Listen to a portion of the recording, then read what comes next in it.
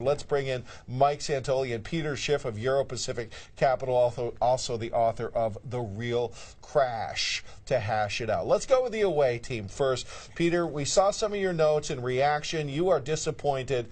What specifically could Bernanke have done today, realistically, that would have pleased you? Well, he could have resigned. But I don't know that that would have necessarily pleased me because I'd be afraid of his replacement. But maybe he could have told the truth, which is something he's probably never done in one of these press conferences. But, you know, he's basing his forecast of an improving economy on a housing market that was only rising because the Fed was able to blow some more air back into the bubble.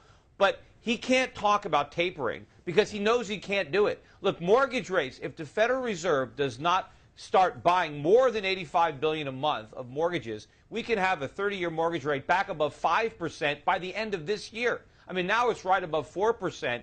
And by the end of the year, this whole housing mini boom could be a brand new bust. One area where we are definitely seeing a reaction is in the mortgage applications. Just in the short term here, when we've seen that 10-year yield run up, we've seen a pure handbraking of any mortgage activity. So that's going to be in effect. And Mike, I would ask you, this is different because this is a tangible, instant reaction whereby we were wrong earlier in the year about the effect of sequestration cuts, and we were wrong, hugely wrong, about the effect of across-the-board tax increases. This one is real, and it's hurting. It is hurting in the short term. I obviously think you have to find the real level for mortgage rates and the clearing price for these houses. I don't think actually rising house prices has to be the exact thing that you're targeting here, or at least that you're hoping for. It has to be higher turnover, take up some of the slack in the market. We'll see if it actually happens. I would go to one other strand of the Fed's projections on the economy, which also are slightly a damper. If you're lowering your unemployment rate forecast, in other words, it's a better looking prospect for unemployment, but you didn't raise your GDP forecast, implicitly you're kind of saying, well, the unemployment rate's going to come down without really an acceleration in growth, maybe not for the right reasons. Again, this is a negative cast you can put on it, but I do think it's basically saying we may not have a booming economy when it's time for us to withdraw. That's fine. We didn't think it was going to be a boom, but the market has to adjust to that idea. Danny Downer there in the newsroom. But no, the market just has to adjust to this, and it can probably deal with it if, in fact, it sees the economic data come in okay. Peter, and you've talked about pricing data and how the CPI is a bunch of garbage. Is there any number we can look at that's going to give us a real indicator on this economy? Because, frankly, I'm just kind of seeing this moribund kind of economic growth plane that's asymptoting at zero. I don't see a lot of price inflation or deflation. I see nothing happening. I see Japan at worst. Yeah.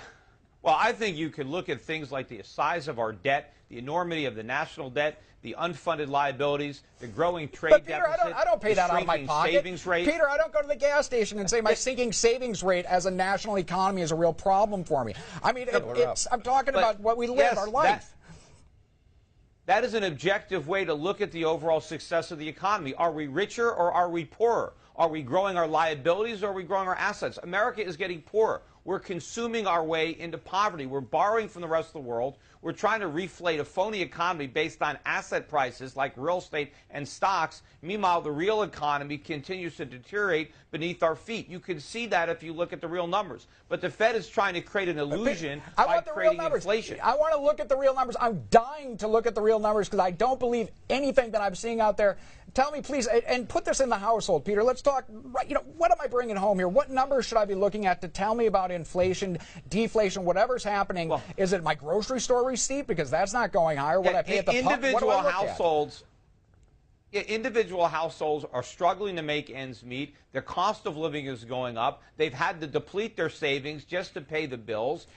Utility costs are going up. Food costs are going up, medical costs are going up, all the basic necessities of life are getting so expensive that more people can't even afford some of the pleasantries of life. Peter, our standard of living is collectively declining. I hear what you're saying, and I understand everything. There. What number? Where? The CPI is showing really subdued inflation. Unemployment's a bunch of garbage. I just want a real number. Look at the labor force. Look at all the people that are on disability. Look at all the people collecting food stamps. Would this be happening? Would we have almost 50 million people on food stamps if the economy was actually growing like the Federal Reserve thinks it is? Would we have record numbers of Americans on disability? This is a sign of a collapsing economy. The Fed can pretend it's growing all at once because we're measuring the economy with shrinking dollars, but the fact of the matter is what the Fed is doing is not working, and it will never work. And in fact, Ben Bernanke